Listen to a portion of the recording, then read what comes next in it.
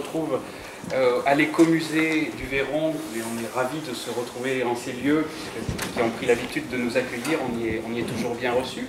Alors, merci à eux vraiment chaleureusement pour leur accueil. Je suis aussi heureux d'accueillir aujourd'hui Marie Bouaï-Gironès, qui est une collègue du CNRS, historienne, qui vient nous parler de la farce et des farceurs, puisque de Triboulet à Molière.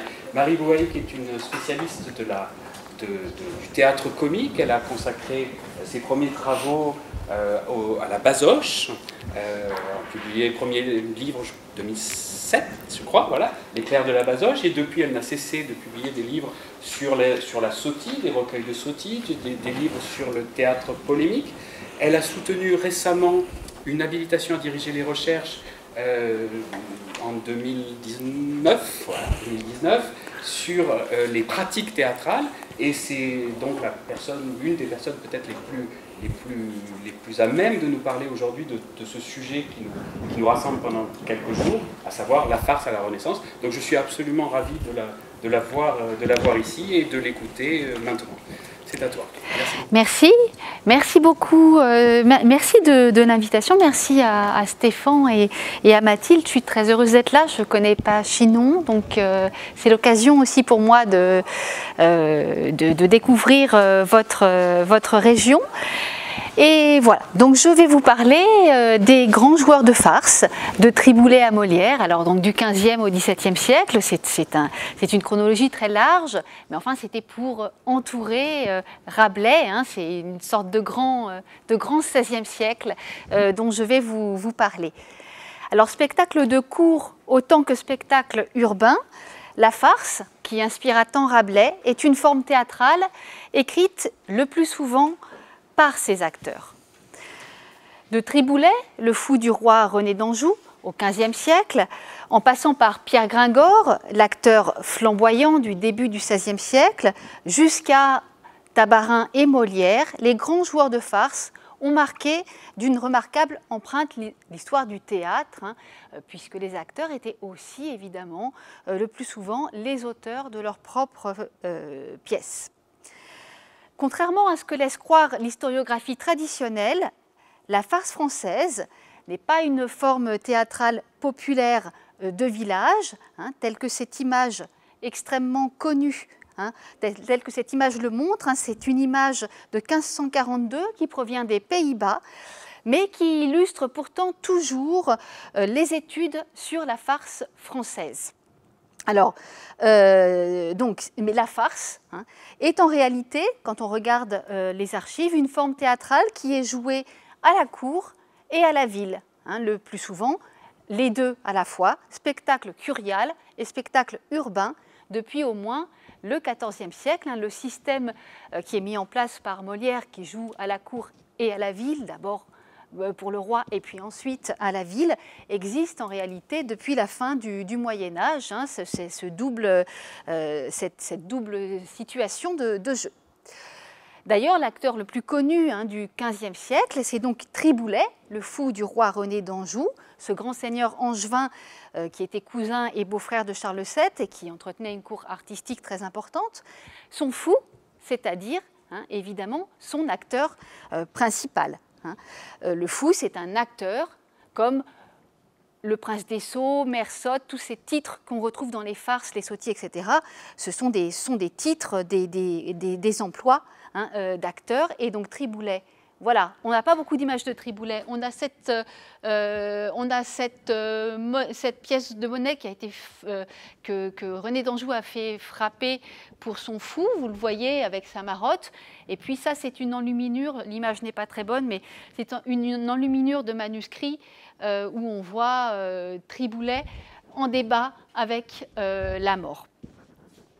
Alors, ce Triboulet, c'est un personnage qui est très bien documenté, puisque les archives comptables de René d'Anjou regorgent de traces de dépenses très somptueuses pour Triboulet, qui est actif à la cour du roi René pendant plus de 33 ans, de 1447 à 1480 environ, à la mort de René. Il aurait écrit plus d'une centaine de farces et de moralité, mais très peu de textes ont été conservés. Alors il est certain que les termes farce et joueur de farce recouvrent des pratiques théâtrales bien différentes entre le XVe et le XVIIe siècle. Néanmoins, il y a des filiations, il y a des héritages. Et la chronologie XVe-XVIIe siècle reste cohérente sur le plan des pratiques de métier des acteurs et sur le plan des pratiques de jeu, hein, ce jeu que l'on dit rhétorique, le jeu rhétorique dont je vous parlerai dans la deuxième partie de la conférence. Alors, un préambule sur Molière, hein, c'est l'année Molière, on va voir ce soir un Molière. Alors, au temps d'une des nombreuses polémiques que suscitèrent les spectacles de Molière, un de ses opposants qualifiera l'acteur de premier farceur de France. C'est une insulte, indéniablement. Voilà, qu'il soit désigné comme farceur, c'est une façon de l'insulter. Au temps de l'affaire Don Juan, une autre affaire, Molière est attaqué dans un pamphlet paru sous le pseudonyme de Rochemont, assénant qu'il ne tient même pas la comparaison avec les farceurs de son temps. Voilà ce que dit le pamphlet. Il faut tomber d'accord que s'il réussit mal à la comédie, Molière, il a quelque talent pour la farce. Et quoiqu'il n'ait ni les rencontres de Gauthier-Garguille, là ce sont tous les grands farceurs du XVIIe, ni les rencontres de Gauthier-Garguille, ni les impromptus de Turlupin, ni la bravoure du Capitan, ni la naïveté de Jodelet, ni la panse de Gros-Guillaume, ni la science du docteur, il ne laisse pas de plaire quelquefois et de divertir en son genre. Donc Molière, premier farceur de France, mais pas aussi bon comédien que ses prédécesseurs néanmoins. La comparaison avec la farce a toujours été motif à dénigrement sous la plume de la critique. Jusqu'à ce qu'une partie de cette critique littéraire et certains hommes de théâtre du XXe siècle inventent un nouveau lieu commun qui veut que le jeu farcesque soit le summum de l'art du comédien. Quand le professeur à la Sorbonne, Gustave Lançon, au tout début du XXe siècle, affirme que le théâtre de Molière est héritier en droite ligne de la farce française, c'est un renversement critique qui bouscule la hiérarchie des valeurs littéraires. Mettre en avant la tradition farcesque à laquelle puise Molière, c'est alors faire un retour aux sources de son génie d'homme de théâtre.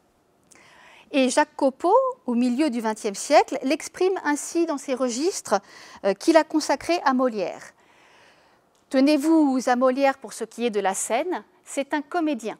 Il n'écrit pas un mot sans l'entendre et sans l'agir. Et encore, la farce n'est pas un genre littéraire, il ne faut pas s'attendre, je crois, à la voir refleurir sous la plume des littérateurs, entre les quatre murs de leur cabinet d'études. On ne fait de bonnes farces qu'avec de bons farceurs. Alors je suis assez d'accord avec Jacques Copeau, hein, c'est la raison pour laquelle, quand Stéphane m'a proposé de parler de la farce dans ce festival, j'ai choisi de parler des joueurs de farce. Hein. Derrière toute farce, il y a des acteurs. La farce est écrite par, voire pour des acteurs. Alors voici les farceurs hein, du XVIIe siècle. Là, vous avez donc là un tableau assez connu du XVIIe siècle. Là, je vous le donne en grand. Voilà, ce tableau qui est à la Comédie Française est très connu puisqu'il réunit sur la même image tous les grands farceurs du XVIIe siècle. C'est un tableau qui est néanmoins anonyme, hein, qui date de 1670 environ, et qui rassemble symboliquement à la droite de Molière les plus célèbres farceurs, ceux de l'Hôtel de Bourgogne et ceux de la Comédie italienne. Alors vous avez là, bon, c'est un petit peu, je ne sais pas si vous voyez bien, enfin vous avez Molière ici qui est en costume d'Arnolphe, hein, le personnage de l'école des femmes, sur cette scène où vous voyez, donc, qui est typique de la scène de théâtre du XVIIe siècle, avec cette ville en perspective, les lustres, et puis la rangée de chandelles qui est là. Donc vous avez, à ses côtés, vous avez Jodelet, hein, qui est un acteur qui triomphe à Paris dans la troupe du Marais quand Molière débute. Et quand cette troupe du Marais va se défaire, Molière emploiera Jodelet, profitera du triomphe de Jodelet et ils joueront ensemble. À côté, vous avez Raymond Poisson, qui est un acteur de la troupe du roi, qui a rendu célèbre le personnage de Crispin, le valet habile, fourbe et sans scrupules. Vous avez Turlupin à ses côtés, qui est aussi un acteur qui jouait essentiellement les valets fourbes. Et puis vous avez le trio de l'hôtel de Bourgogne, Gauthier-Garguille, qui est... je ne le vois pas, je ne le vois plus, qui est là, le vieillard, Gros Guillaume, l'enfariné, avec son gros ventre et son visage enfariné, et puis voilà, Turlupin, Gauthier-Garguille, Gros Guillaume, qui sont le trio de farceurs de l'hôtel de Bourgogne, qui ont eu un formidable succès dans les années 1620.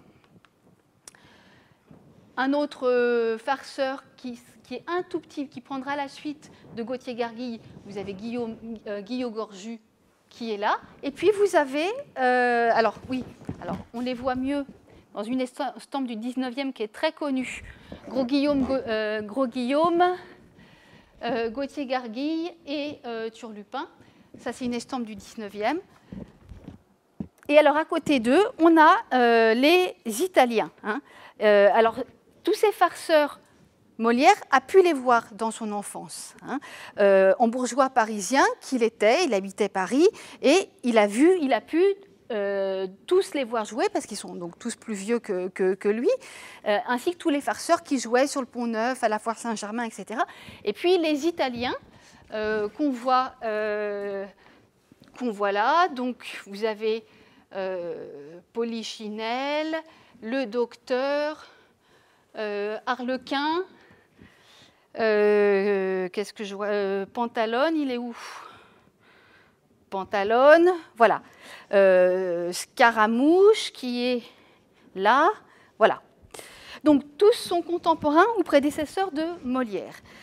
Réunir tous ces acteurs dans ce tableau a néanmoins du sens sur le plan historique, parce que la troupe de Molière et les Italiens installés à Paris ont partagé le même espace de jeu, le Petit Bourbon puis le Palais Royal. Même s'ils ne jouaient pas ensemble, ils jouaient en tout cas au même moment dans un même lieu. Voilà pour une présentation rapide de ces farceurs. Et comme je suis plutôt spécialiste de l'histoire des pratiques théâtrales avant Molière, c'est ici pour moi l'occasion de poser une question clé. De quelle tradition de jeu sont héritiers Molière et les farceurs du XVIIe? Car c'est de toute une tradition de formation au métier et une formation au jeu spécifique qui date du XVe siècle et dont ils sont les héritiers.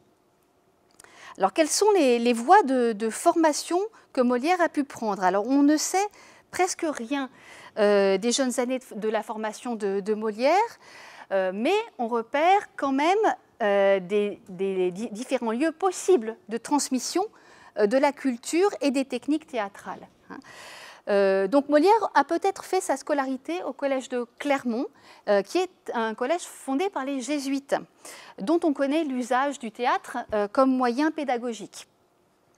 Il aurait tout aussi hypothétiquement suivi un cursus de droit civil à Orléans pour prendre le titre d'avocat. On n'en est pas sûr, mais enfin certains biographes le soutiennent.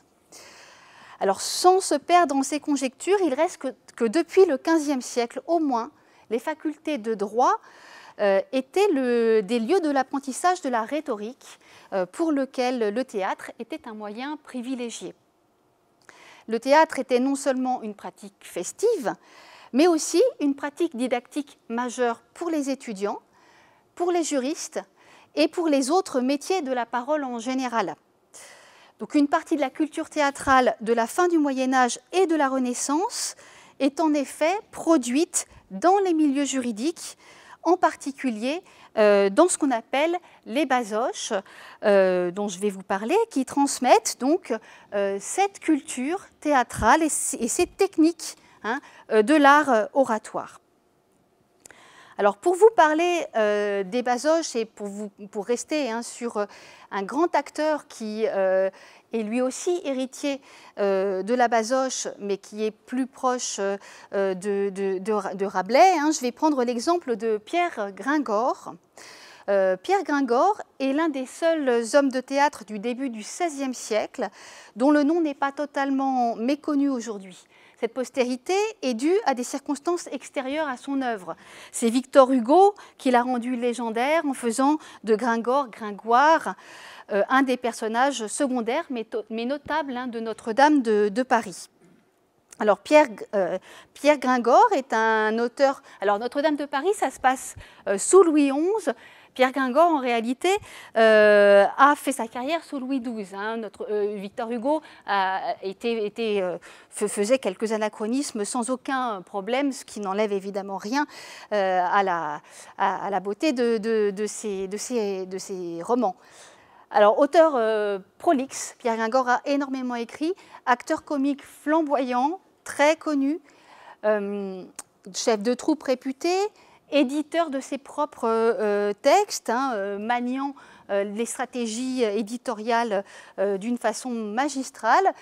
Pierre Gringor va doubler sa carrière fulgurante d'homme de théâtre d'une vie de poète, serviteur des princes. C'est absolument pas incompatible, évidemment.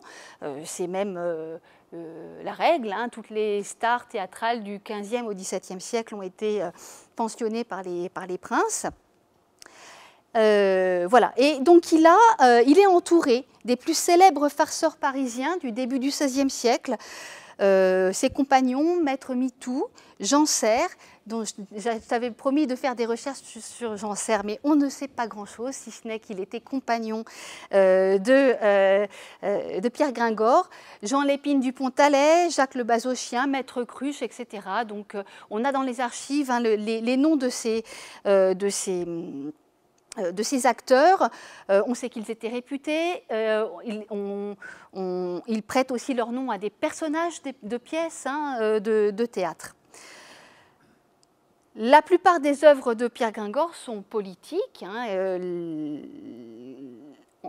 Le théâtre comique est aussi un théâtre qui peut être polémique, politique, soit critique, soit au contraire théâtre de propagande. Ça dépend des pièces.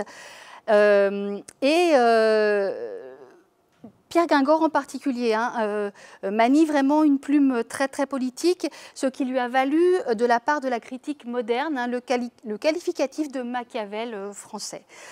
Les plus notables de ses œuvres de théâtre sont Le Jeu du Prince des Sots et de Mersotte, qu'il écrit en 1512, qui est une pièce contre le pape Jules II, qui allie une farce, une sottise, une moralité, différentes formes théâtrales dans le même spectacle. Il a composé aussi des mystères très importants et écrit de très très nombreuses farces qu'il signe sous le nom de Mersotte. Alors Mersotte, vous en avez là un petit, donc ça c'est un bois gravé qui illustre une de ces pièces. Donc là c'est Mersotte entourée de ces petits seaux avec le bonnet, avec les oreilles très caractéristiques de l'iconographie de l'époque. Donc Mersotte, c'est un titre, c'est le titre d'un acteur extrêmement réputé. Ensuite, c'est un titre qui se passera, il y aura d'autres Mersotte. Dès qu'un farceur est réputé, en fait, il a le droit de porter le titre de Mersotte. Mais ça s'écrit comment, Mersotte ? Mère, la mère, Sotte, comme le féminin de Sot. Voilà, la mère Sotte. Vous avez le prince des Sots et la mère Sotte, c'est voilà. Alors, Pierre Gringor, je vous en parle et je vais arriver. Ce qui m'intéresse, c'est de vous parler du jeu de ces acteurs. On le repère très jeune. En 1501, il a 25 ans. Il est visiblement assez renommé pour organiser les plus grandes manifestations théâtrales dans la capitale. Il est appelé comme maître d'œuvre pour les grandes entrées solennelles. Il organise l'entrée d'Anne de Bretagne à Paris en 1504, celle de Marie d'Angleterre en 1514, celle de Claude de France en 1517, hein, donc les grandes festivités pour ces entrées.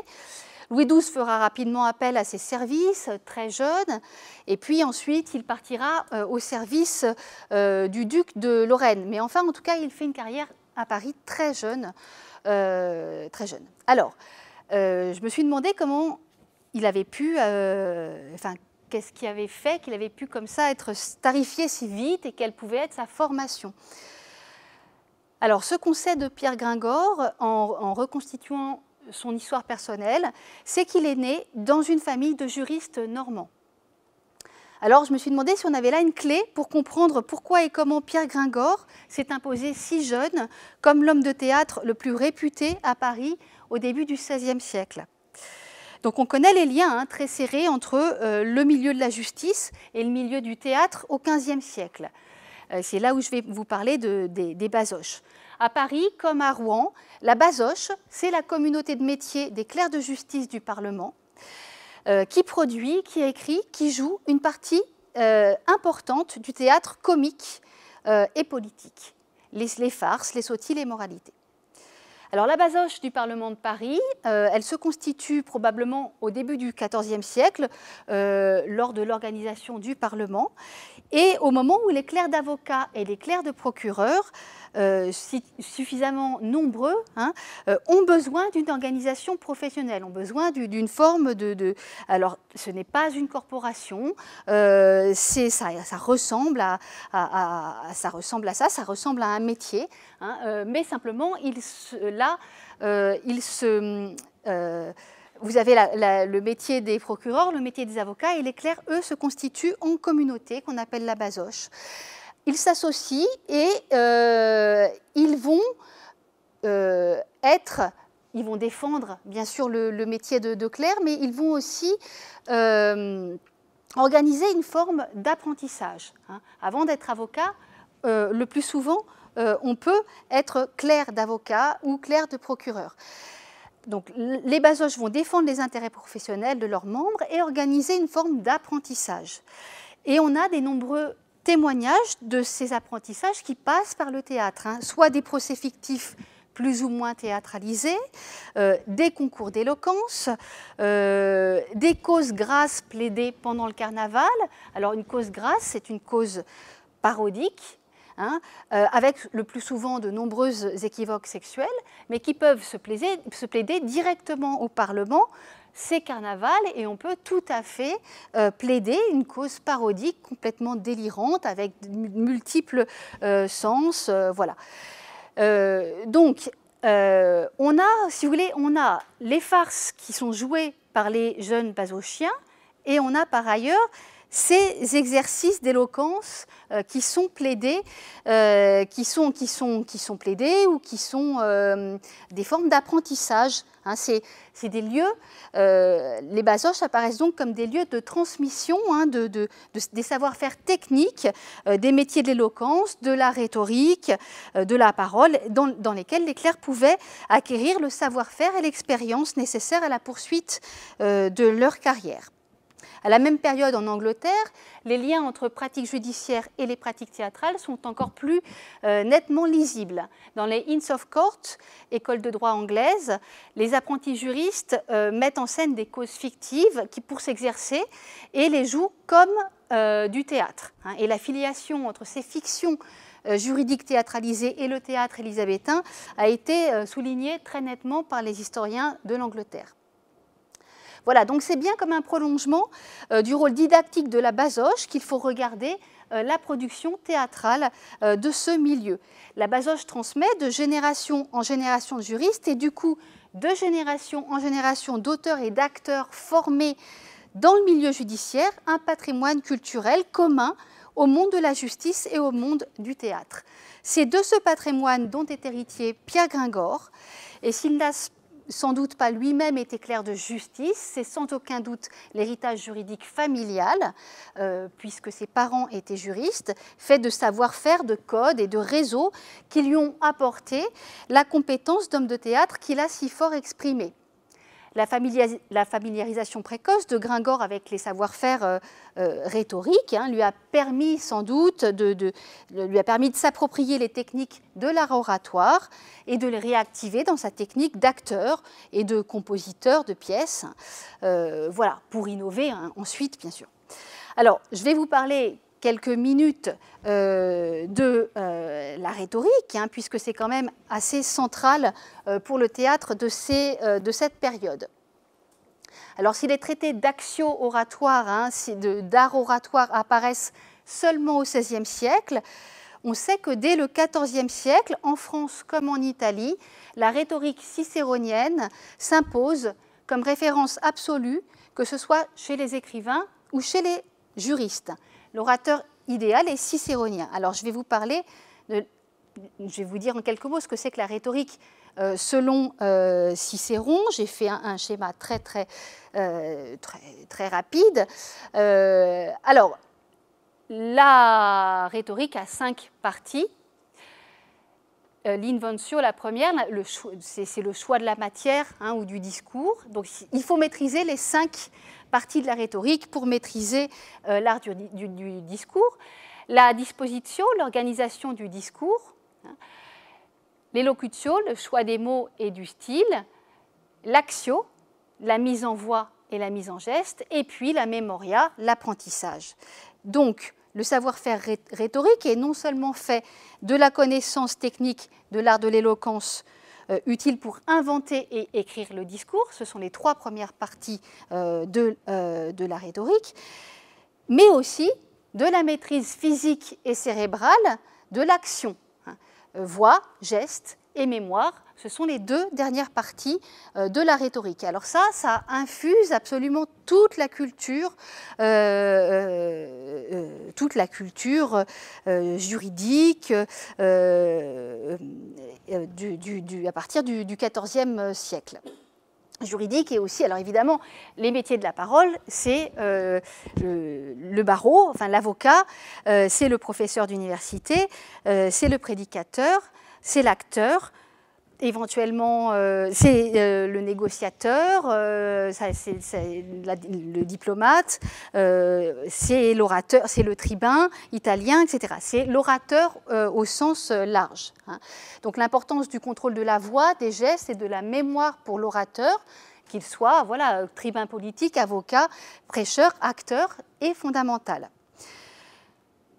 Évidemment, de la maîtrise de ce qu'on appelle l'axio, qui va de l'axio oratoire dépend l'efficacité du discours.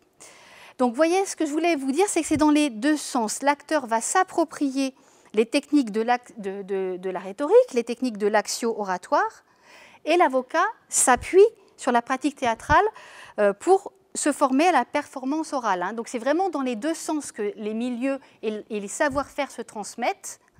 Entre l'avocat et l'acteur, c'est dans les 2 sens. L'avocat se forme par le théâtre et l'acteur s'approprie les règles de la rhétorique. Alors, ce qui apparaît intéressant dans l'étude de ce cas, dans l'étude du cas de Gringor, c'est que l'apparente rupture de tradition professionnelle familiale chez les Gringor est en réalité continuité. Si Gringor n'est pas devenu juriste comme ses parents, en réalité, il n'y a pas eu vraiment discontinuité des savoir-faire familiaux. Et il n'y a pas non plus déclassement. Le statut social de l'homme de théâtre n'est pas encore dévalué au début du XVIe siècle. Rien ne semble montrer que la carrière de Pierre Gringor ait pu être difficile à assumer pour sa famille de notables. Si le fils ne perpétue pas le métier du père, il y a pourtant bien eu transmission des savoir-faire techniques du métier. C'est donc aussi de ce patrimoine médiéval et renaissant, rhétorique, de ce patrimoine rhétorique, dont pourrait bien avoir hérité directement Molière, s'il a été apprenti avocat, ou même s'il a seulement étudié le droit. Et cela explique aussi ce qu'on appelle le jeu rhétorique du XVIIe siècle ou ce qu'on appelle le jeu baroque. Vous savez peut-être, sans doute, qu'il y a un grand renouveau et de la musique et du théâtre par le baroque, ce qu'on appelle effectivement retrouver le jeu baroque. Le jeu baroque, c'est synonymique du jeu rhétorique, simplement pour le XVIIe siècle, on dit baroque. Voilà. Donc la rhétorique, c'est l'éloquence du corps, c'est le geste en même temps que les mots, c'est l'éloquence du corps, c'est le corps qui parle. Ce jeu rhétorique, ce jeu théâtral rhétorique, c'est le jeu des grands joueurs de farce, de Triboulet, qui étaient influencés par la rhétorique, comme Molière.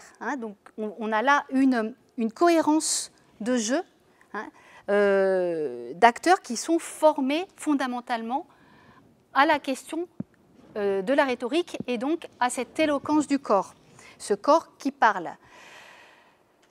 Donc à l'inverse de ce qu'on pense souvent, ce jeu du corps, et ce jeu aussi de farceur, ce jeu du corps éloquent, c'est un jeu qui puise ses ressources dans la rhétorique savante de Quintilien et de Cicéron.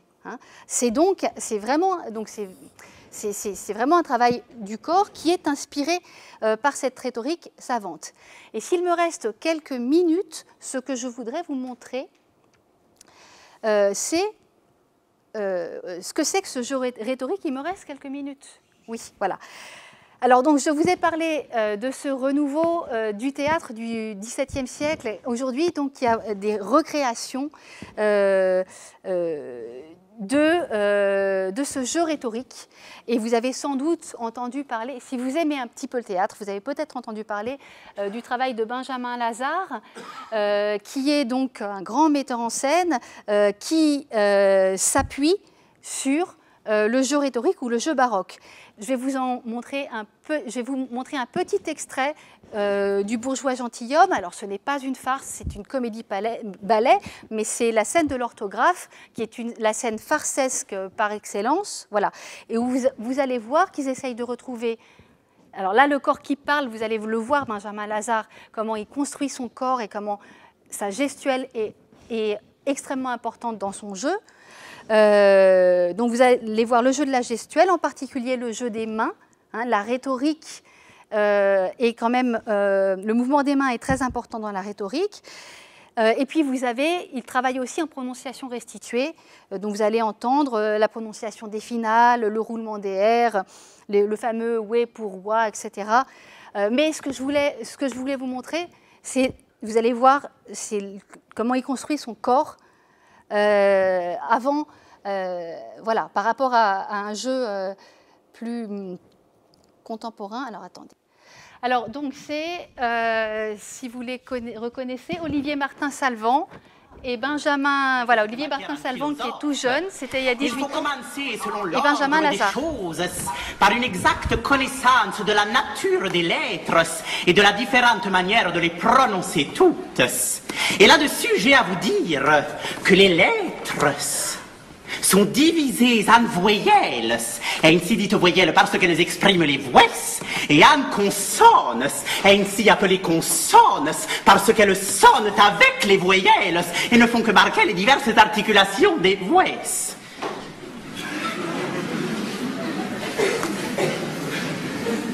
Il y a 5 voyelles ou voix. A, E,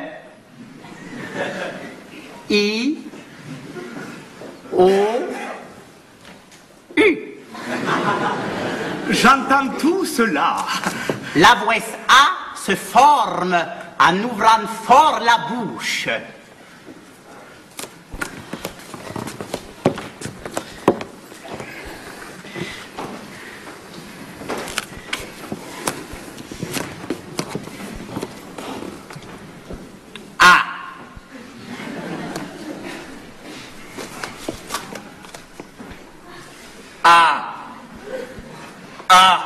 Oui. La voix E se forme en rapprochant la mâchoire d'en basse de celle d'en haut. A, E. A, E. A, E. Ma foi, oui.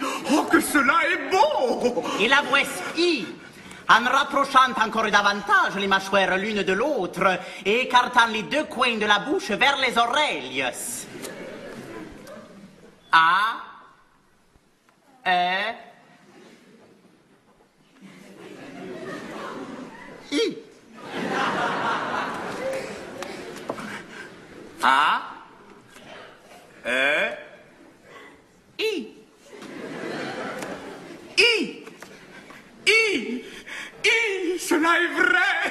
Vive la science. La voix O se forme en rouvrant les mâchoires et rapprochant les lèvres par les deux coins, le haut et le bas. O. Oh. Oh. Il n'y a rien de plus juste. A, E, I, O, I, O. Cela est admirable. I, O, I, O. L'ouverture de la bouche fait justement comme un petit rond qui représente un O. Oh. Oh. Oh, vous avez raison. Oh. Oh, la belle chose que de savoir quelque chose. La voix U se forme en rapprochant les dents sans les joindre entièrement et allongeant les deux lèvres en dehors, les approchant aussi l'une de l'autre sans les joindre tout à fait. U. Il n'y a rien de plus véritable. Vos deux lèvres s'allongent comme si vous faisiez l'amour. D'où vient que si vous la voulez faire à quelqu'un et vous moquez de lui, vous ne sauriez lui dire que... Je vais arrêter là. Alors, vous voyez effectivement le travail sur la gestuelle sur les mains et vous voyez le travail du corps. Benjamin Lazare, là, c'était donc en 2004, c'était il y a presque 18 ans. Il a 26 ou 27 ans. Hein. Voilà. Donc, vous voyez qu'il a construit son corps de vieillard. C'est vraiment le corps avant le reste. Voilà, c'est ça que je voulais vous montrer.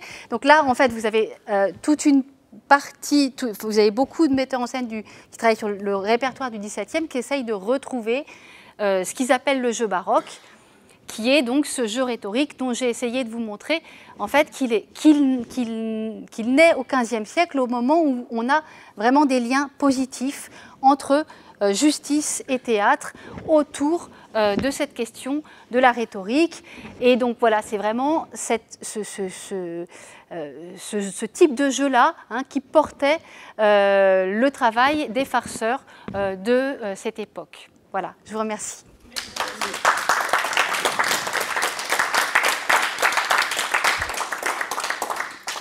Merci beaucoup Marie pour cette belle conférence. Alors, est-ce que dans l'assistance il y a des questions?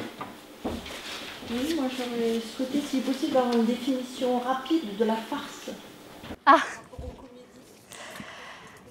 Alors, la farce, c'est entre le XVe et le XVIIe siècle, il y a une évolution de la forme.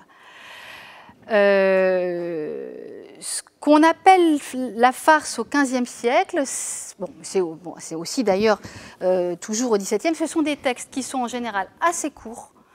Au XVe siècle, une petite quinzaine de minutes.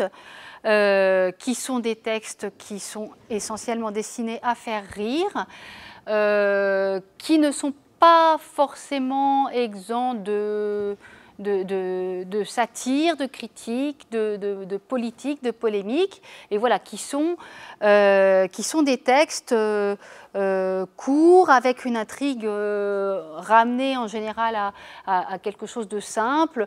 Alors, on dit toujours que la farce, c'est la femme, le mari, l'amant, le curé, etc. Des fois, il y a des farces qui sont sur une intrigue qui est un peu plus complexe que ça. Mais cette intrigue-là, très simple, elle se retrouve jusqu'à Molière, dans La jalousie du Barbouillé, où là aussi, c'est une farce qui doit se jouer en une vingtaine de minutes, et où donc l'idée, c'est il y a toujours... il y a toujours un couillon, hein, dans une farce, et autour de lui, des gens qui lui font soit des tours, soit un bon tour, soit une farce, soit une femme qui va le tromper, etc. Voilà, c'est toujours une intrigue assez simple autour d'une personne qui va être trompée ou voilà, trompée dans tous les sens du terme. La farce, voilà, en gros, c'est ça, là, c'est une définition très rapide. C'est très complexe. Alors, c'est très compliqué ce que c'est qu'une farce. Là, je vous en ai donné une définition qui est un petit peu, qui est sans nuance. Voilà. Mais là, pour le coup, je crois que dans les 2 jours, il y a plusieurs personnes qui vont parler vraiment de ce que c'est que la farce sur le plan littéraire. Oui, je voulais vous demander, donc, si j'ai bien compris, donc on a comme genre en fait de théâtre la farce, les sottises, Oui, ça, oui, moralité, oui, oui. et les mystères. Alors voilà, 15e, 16e siècle, on a ces 4 formes. Moi, je ne parle pas de genre, mais parce que je laisse les littéraires parler de genre, moi je parle de forme. Mais voilà. Donc effectivement, la sottise, c'est aussi un texte court, beaucoup plus... donc là, qui parle vraiment de l'actualité. La sotie, S-O-2-T-I-E. Donc et là, ça s'appelle sotie parce que les personnages, ce sont des sots. Donc, sots ou des fous, voilà, toujours en rapport avec la folie, la sottise. Donc, et en réalité, évidemment, les sots dénoncent la folie des autres, évidemment, hein, la folie, voilà. Et donc, c'est pour ça que ça... Et donc là, ce sont des textes qui sont vraiment très politiques, avec des allusions vraiment à l'actualité et qui sont beaucoup plus difficiles pour nous à comprendre parce qu'on a du mal à suivre hein, de quoi ça parle. Et là, les sotties étaient précisément aussi produites dans les milieux basochiens, juridiques, qui étaient des milieux... Donc c'est un théâtre produit dans un milieu assez intellectuel. Mais les farces aussi, hein, les farces... dont on voit dans la liste de personnages un paysan, etc. En réalité, c'était des farces qui étaient écrites et produites dans les milieux juridiques. Donc, vous avez des types de personnages. On a beaucoup parlé de théâtre populaire à propos des farces, mais quand on regarde dans quel milieu elles sont produites, jouées, bon, ça me semble quand même assez... La farce du XVIIe, les farces jouées sur le Pont-Neuf, etc., étaient sans doute des farces plus populaires, entre guillemets, mais ça aussi c'est un mot qu'on utilise de moins en moins pour parler de la farce. On s'aperçoit en réalité que, oui, que non seulement c'est joué à la cour, à la ville et ou dans les milieux intellectuels, donc le terme de populaire voilà, me paraît erroné. Oui. 16e, 17e, il y a les 4 grands pays de théâtre, l'Italie avec la Commedia dell'arte, les Espagnols, les Anglais et la France. Oui. Il y a la même évolution dans chacun de... Non, pas du tout. Pas du tout. Et alors, en fait, il y a aussi une tradition aux Pays-Bas qui est très importante, qu'on connaît moins. Mais il y a des traditions de théâtre en Allemagne aussi. Mais c'est vrai qu'effectivement, on a été... c'est-à-dire qu'ensuite, les grands auteurs 16e, 17e siècle sont espagnols, français, anglais.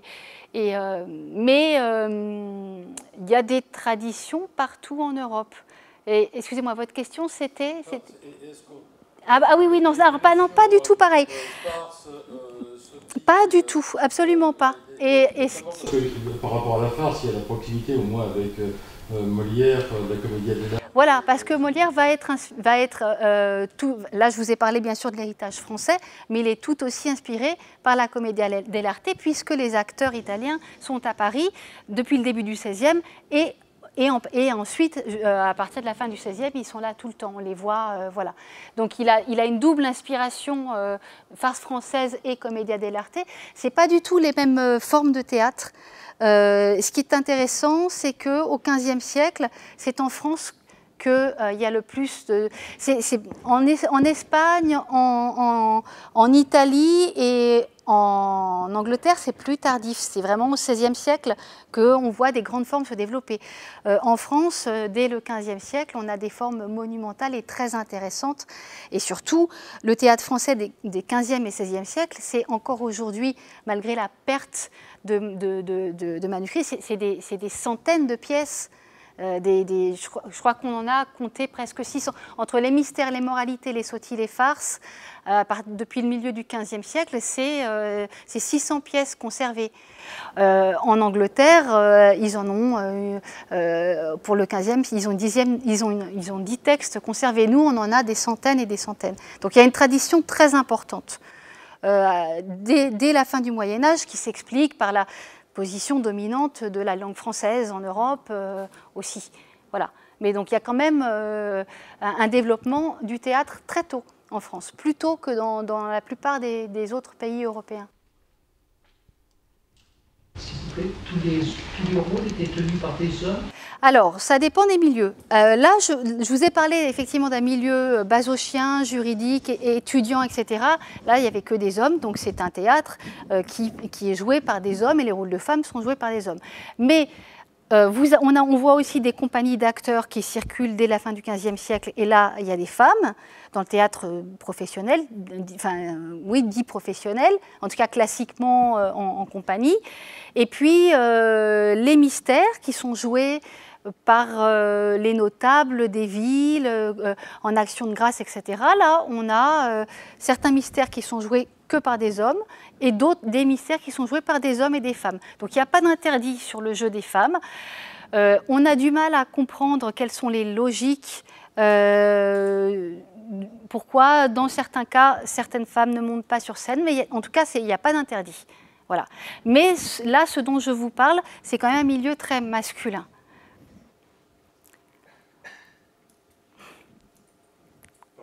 Y a-t-il un lien entre le développement des farces et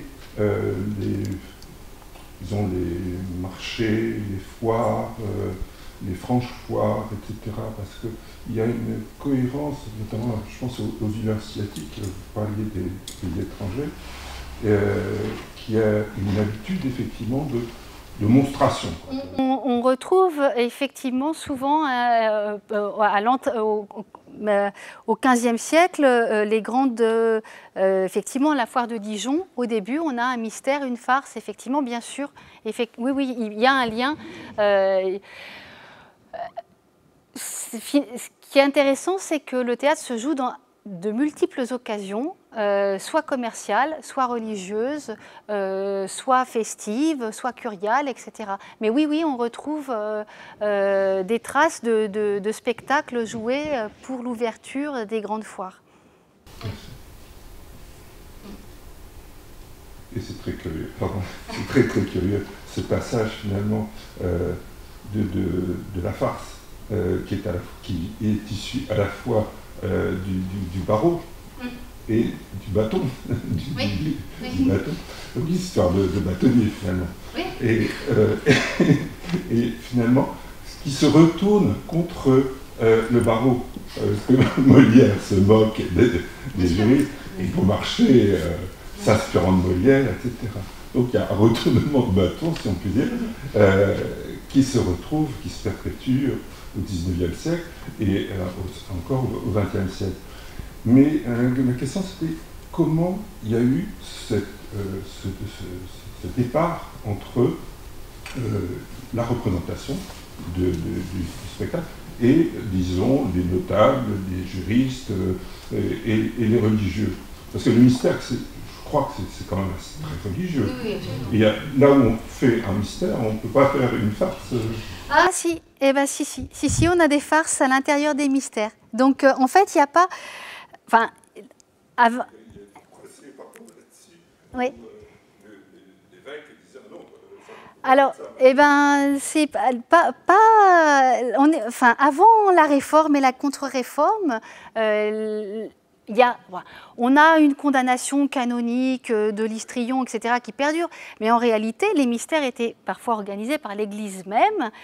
Et on a des farces au milieu de mystères. Donc ça cohabite extrêmement bien. et l'Église encourageait donc le théâtre. Donc je pense qu'on a, et jamais à aucun moment on ne trouve une condamnation du théâtre. Réel, je veux dire, je n'ai jamais vu, s'il y a procès, c'est parce que justement il y a une farce qui se moque du roi, c'est lèse-majesté, etc.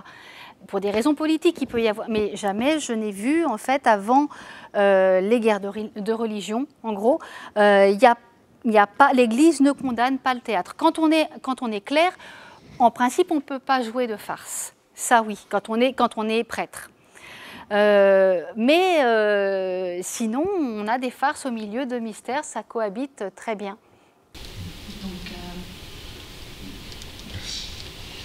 J'avais une autre question aussi, dans la période sur laquelle vous travaillez, il y a fin du XVIe siècle et début du XVIIe siècle, le rôle à la fois central, local et politique de Richelieu.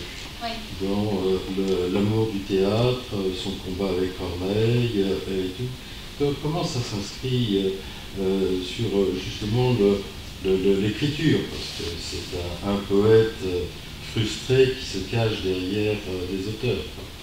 Alors là, là, vous m'emmenez sur un terrain Richelieu. Là, je vais avoir du mal à vous répondre. Là, non, là, je suis à mon seuil d'incompétence. Là, je vais pas vous dire des bêtises. Je ne sais pas. Merci. Richelieu s'appuie, comme vous l'avez dit, s'appuie à la fois sur les jésuites, sur l'enseignement et sur la propagation de la langue française, non pas dans un but de francophonie, mais essentiellement dans un but politique, c'est-à-dire de maîtriser ce qui va devenir la nation. Et l'Académie française en est... voilà. C'est un moyen de contrôler les auteurs, de les pensionner et naturellement d'écarter ceux qui étaient